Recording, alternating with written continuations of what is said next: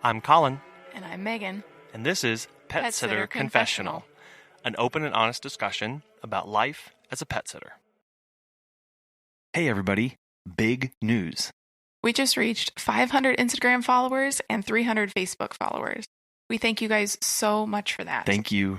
As a way to say thank you, we are doing a giveaway for a $50 Amazon gift card.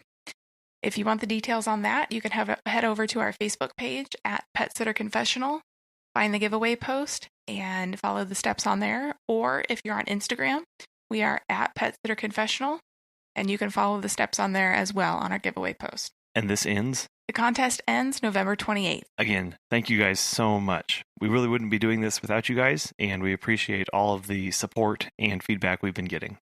Hello, and welcome to episode 12, where today we're going to talk all about house sitting.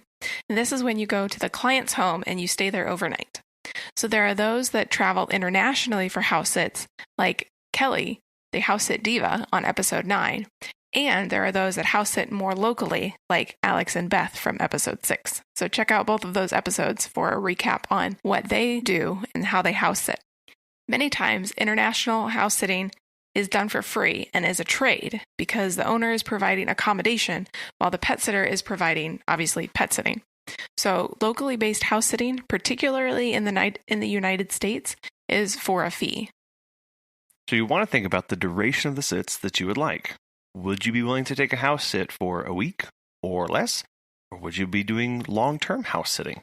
I know for us, I think the longest house sitting that we have done was about a month, as some clients traveled over to Europe. So that was quite the investment of time on our part. Make sure you get the pet schedule so that you can mimic it as much as possible. This is really important, especially to do that before the owner leaves. When do they eat? When do they get up? How often do they usually go out? All of those things. And then there's the big question. Do you eat their food? For international house sitting, it's typically customary for the owner to provide the house sitter's first meal or so during the stay, and the house sitter to provide the owner's first meal when they return home. So that's for international travel. If you're staying more local, you'll definitely want to check with the owner before you start chowing down on anything in their freezer or their fridge. That's a question to bring up during the meet and greet. Sometimes they'll bring it up right away. We've had clients ask us if they could make us anything during this day, and that's been very nice. Or buy us groceries. Or buy groceries before we get there. We always say, no, we provide our own food. But if they do say you can eat whatever you want, that is certainly very welcome. And of course, there are those stories of the dog sitter comes over and drinks all the alcohol and eats all the food, and please don't be one of those. Yeah, that's not you don't want to be that person. Another question that you'll want to ask the owner before you stay there is, can you do laundry there? Do they even have a washer and dryer at their home? Or will you have to go to a laundromat? Are there any parts of their house that are off limits to either you or the pets? If the dogs aren't supposed to be on the bed or the couch, or if there's an upstairs, you'll want to know where the pet is not supposed to be. Or if there's a locked room, obviously you and the pet are not supposed to be in there. A lot of owners have gun safes, and so they keep them locked in the closet. Will you be able to use their car? Is another question that you will want to ask. So we have house sat before, and we have used the owner's car because either the dogs were too large to be in our car, or they were just more comfortable and able to access the owner's car better. We had a 16-year-old Rhodesian Ridgeback and a 13-year-old Beagle mix that we had to take in their van to be walked every morning at the local walking track at the college. And the Rhodesian Ridgeback would not fit into our car, so the owner allowed us to use her car every morning. So if you like your house really hot or really cold, that's something that you'll want to check with the owners about, because homeowners sometimes want a guarantee that you won't crank their heating or AC bill through the ceiling when they're gone. So you'd want to settle this in advance so that you aren't stuck with a bill, or they aren't stuck with the bill at the end of it. Another crucial question is, where are you going to sleep? Do they have a guest bed for you to sleep in, or will you be sleeping in the master or even on the couch? Sometimes that'll depend on where the dog is going to be most comfortable. If the dog is used to somebody sleeping in the master bedroom, they may ask you to sleep there, or if the dog just couldn't care less, they'll say, sleep wherever. When house sitting, a rule we like to go by is leave it cleaner than when you found it. How should you clean their house? Using their products, like their vacuum mop, dish soap, etc. This can be problematic if the vacuum is not good at vacuuming, or we've had that before. Yeah, where it was almost like a toy vacuum for a large house or something, and it didn't work at all. So if they don't have those cleaning products there, you may have to bring them over to clean. I know that sounds like a lot to do and go through for this, but it's a way of telling the owners that you care about their home and that you respect being there. At the meet and greet, you'll need to discuss where all of the supplies are for the dog or cat. Make sure the owner has enough food or medications for the entire stay, plus a little extra, just in case they get delayed. We've had that happen before, where medications ran out because the owner had to stay long, and we had to get those supplied from the vet. Just like we said in the boarding in your own home episode, if you are doing a long house sitting, be sure to include pictures of different settings. Clients want to see their pet doing different activities, playing outside, cuddling in their bed, and playing with their toys, and all of those things. Make sure and include them in as much as you can during your stay. You want to ask the client if they have a preferred walking route, places to avoid, or places to encourage the dog to go to. Do they have friends in the area that the dog would like to play with while you're there? And then there's cameras. Do they have any? Will they be using them? And where are they located? More importantly, though, are you comfortable with cameras at all?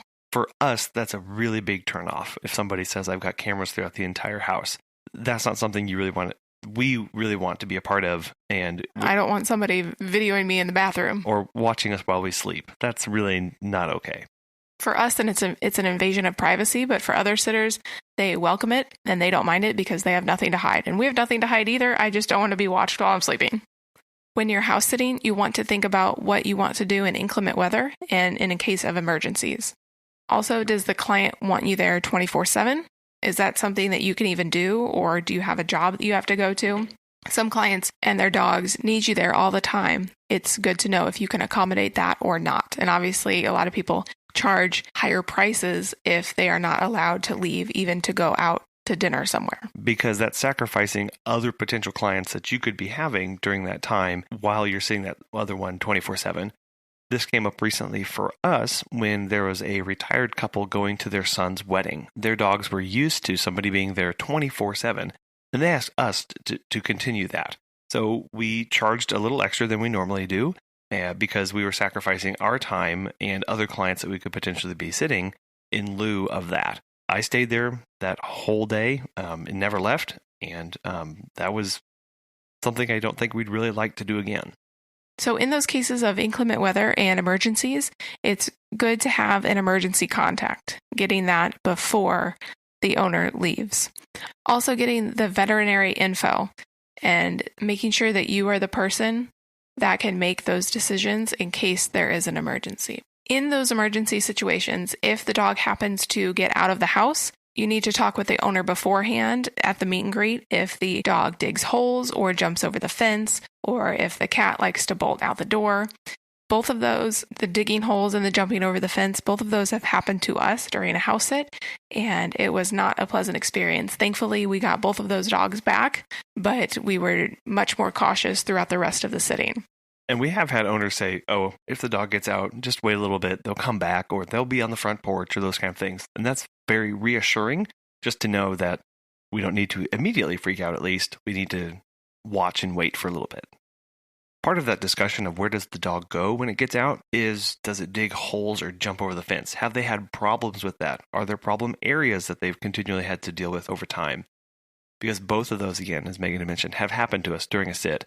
And if we had known at the time that they were diggers or jumpers, we would have changed how we supervise them in the yard. During your duration of house sitting, will you need to take the dog in the car anywhere while the owner is away? Will the dog need to be groomed or taken to the vet for a checkup or shots? If there's a dog park nearby, are you going to need to take the dog there as well? Those are all really good questions to know beforehand. And do you have a way of safely securing the dog for that travel while you're going around? So do you have a harness or a kennel or crate that you can put the dog in, or how do they transport the dog typically?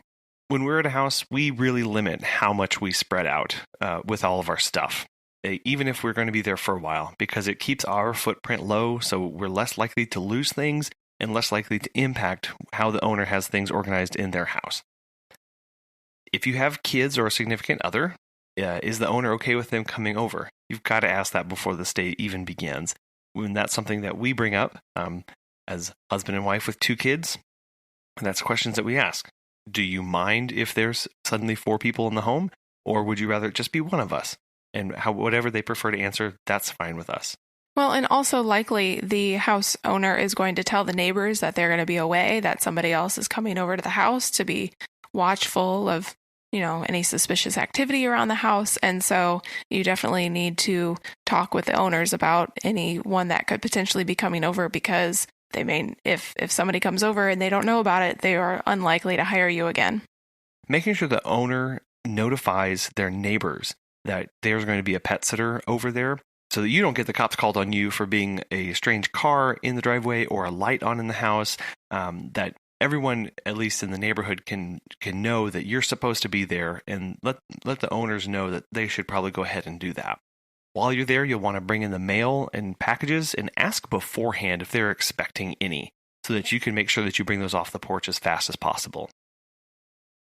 You should ask if you need to water any plants, doing those inside and out, if they've got a big garden or if they've got plants inside that they like. And do you need to pick up poop in the outside when you're there? We've had clients that say, don't worry about it, it's not that big a deal. And then we've had clients that have specifically asked us, make sure you pick up the poop. On the last day of the stay, we always take out the trash so that the owner doesn't come back to a stinky trash can. If you are thinking about house sitting, another good question to ask yourself is, are you willing to watch animals other than dogs and cats?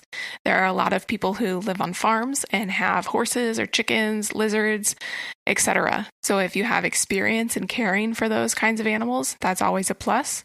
But if not, and you're willing to take care of those animals, then it's a good way to gain experience. Also, for very long stays, like we've stayed upwards of a month before, will they need yard work done, or will a house cleaner come by? You'll want to ask them, so in case a house cleaner comes over to the house and you didn't know about it, you'll be spooked if somebody is in the house. What should you do if you, break their oven or something else of theirs? We were house sitting for a client very early on, and they said we could eat whatever food was in the house and use the house like it was our own. And so I had started the oven to warm up to begin to make dinner for us while we were there. And a little while later, I looked over and noticed that it was glowing bright orange from inside. I totally freaked out, opened up the door, and when I looked in, the heating element along the bottom was just melting and fusing to the bottom of the oven. So I quickly turned it off, and we sat there for a hot minute trying to figure out how do we communicate this to the owner that we just melted down their oven. And finally, we crafted a message and apologized profusely and sent it over to them, and they sent a message back to us with a laughing emoji and saying that finally we have a reason to get rid of that old oven. Thank you for letting us know. They were very gracious about that, and that was very kind of them to do that for us and to us. It was just a lesson in be prepared when you're living in somebody's house. Accidents do happen, and you may end up breaking something. So that is just a word to the wise and cautionary tale to be upfront and honest when you break things or when things go wrong, so that the owners know that. And again, it's about building trust and respecting each other.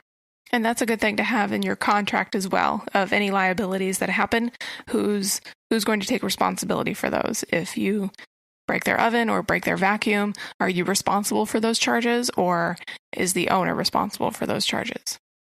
Because at that same house, at a separate stay, not too long after that, we turned on the faucet and all of these plastic beads started spilling out of that. I don't know if you remember that or not. I do, yeah. They had a specialized water softener / filter in their garage, and the whole thing had ruptured internally. And so all of these beads, plastic beads, were spilling out through every faucet and toilet. We didn't do anything, but again, we had to communicate that bad news to them of, when you come back from your nice holiday and vacation, there's kind of going to be an expensive bill and repair that you're going to need to take care of. But again, they were very kind and understood. Yes. So honesty is the best policy. Another question that often gets asked when house sitting is, how do you keep yourself occupied? So you're playing with the dogs and you're at somebody's house, but other than playing fetch and taking them on walks, what do you do? Cable anyone? As graduate students, when we first started, that was a huge plus, sending people who had big cable packages so you could sit there and watch all those TV shows and documentaries and things that you wanted to catch up on. And now, of course, there's Netflix and Hulu and Amazon Prime and all of those other things. And sometimes owners will give you access to those and thank them profusely and watch to your heart's content. You may even decide that you want to catch up on sleep, since, generally very busy with pet sitting. If you're in school, it's a great time to catch up on homework or just recreational reading, doing exercises. There's a lot of time in the day, but you can fill it by the time you've cleaned up in the house and taken care of the pets and done a few of these other things. The time really does go by quickly. And I think the last thing that we think you need to consider but when you're house sitting is how will you get a key before the stay and what should you do with it when you're done? Typically, the owners, for us, will leave it under the mat, or we get the key at the meet and greet, and then we leave it under the mat when we leave. But that's not always the case. And so where you will leave the key, or if there's a code, it's good to know that as well. That's a wrap for this episode on house sitting. If you have anything else that you think we missed or have questions, send feedback to feedback@petsitterconfessional.com. Follow us on Facebook and Instagram @PetsitterConfessional. Join our Facebook group, Sitter Confessionals. We're also on Twitter @PSConfessional. Make sure you're subscribed on iTunes, Google Play, Spotify, or wherever you listen so you never miss a new episode. Thank you for joining us.